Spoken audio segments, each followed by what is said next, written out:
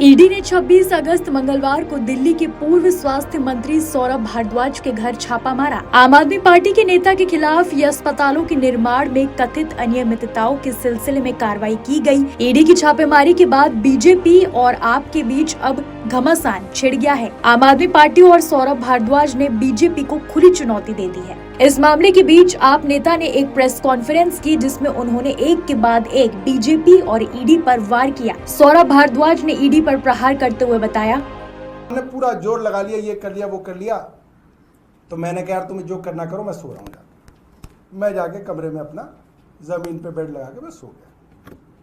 फिर 10 मिनट बाद ही दोबारा आए मेरे पास, कह रहे सर कुछ बात कर ले। कर लो। मैंने एक स्टेटमेंट बनाया आपके लिए, इन्होंने एक स्टेटमेंट बनाया मेरे लिए, आप ही का है, मगर उसमें से मैंने इररिलेवेंट हटा दिए। मेरे स्टेटमेंट से मैं इनको जो नापसंद है ईडी को, वो इन्होंने हटा दिए, खुद ही हटा दिए, और कह रहे आप इसको साइन कर दो। तो मेरी बीवी क्या बोली?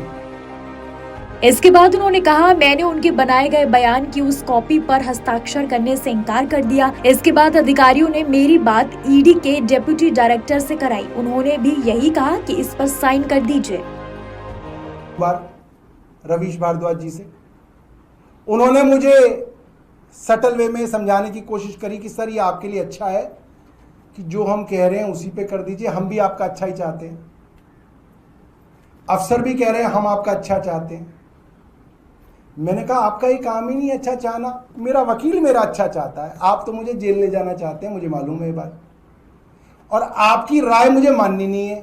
आप मुझे एडवाइस करने वाले कोई नहीं है, मेरा लॉयर मुझे एडवाइस करेगा, मैं उसकी एडवाइस पे चलूंगा। आप तो मेरे खिलाफ खड़े हो गए कोर्ट में।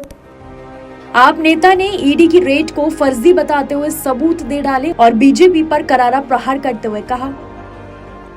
तो अब बात आती है सबूतों की कि सबूत क्या है सौरभ भारद्वाज के पास।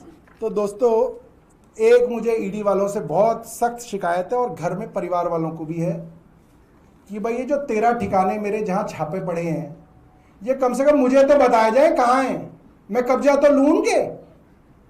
भाई मेरे 13 ठिकानों पे कल छापा पड़ा और मुझे ही कब्जा नहीं दे रहे आप, कम से कम मेरे को कब्जे में तो दो वो ठिकाने, मैं बेचूं उनको, डिस्पोज ऑफ करूं।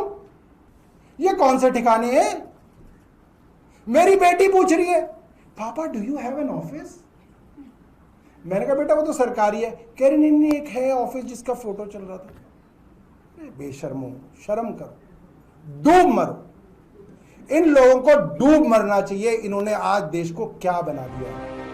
साथ ही आप नेता ने कहा कि उपराज्यपाल के खिलाफ मेरे पास बहुत सारे सबूत हैं और ये मुझे साजिशन गिरफ्तार भी कर लेते हैं, तो हमारे वकील साथी इन्हें सबूतों के साथ एक्सपोज करेंगे।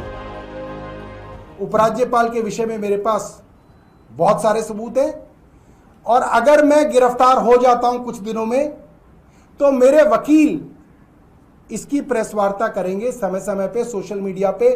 इनके खिलाफ जो मेरे पास एविडेंस है, कैसे इन्होंने मेरे खिलाफ क्रिमिनल कॉन्स्पिरेसी की है, ये मेरे वकील करेंगे। तो आप ऐसा मत सोचना कि इसके वकील कर रहे हैं तो इसको आप सीरियस ना लो। ऋषि भाई है यहाँ पे, ऋषि भाई आ जाओ यहाँ पे, यहाँ जाओ।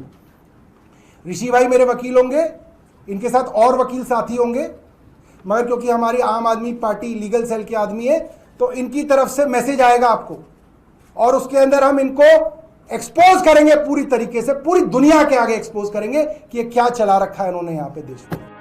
इसमें उन्होंने रेड से जुड़ी कई खुलासे किए। सौरभ भारद्वाज ने कहा कि ईडी के असिस्टेंट डायरेक्टर मलिक अरोरा ने सौरभ भारद्वाज का स्टेटमेंट किसी को अपने लैपटॉप से सेंड किया था, फिर उसके कहने पर एक हिस्सा हाईलाइट करके लाए और उसको स्टेटमेंट से हटाने का दबाव बनाया गया। उन्होंने सवाल उठाया कि ईडी के अफसर लोगों का स्टेटमेंट डिटेक्ट कैसे कर सकते हैं। साथ ही आपके राष्ट्रीय संयोजक अरविंद केजरीवाल ने सौरभ भारद्वाज के घर हुई छापेमारी पर कहा कि मोदी सरकार जांच एजेंसियों का गलत इस्तेमाल कर रही है। आपको निशाना बनाया जा रहा है। आपको निशाना इसलिए बनाया जा रहा है क्योंकि पार्टी ने मोदी सरकार की गलत नीतियों के खिलाफ सबसे ज्यादा आवाज उठाई है।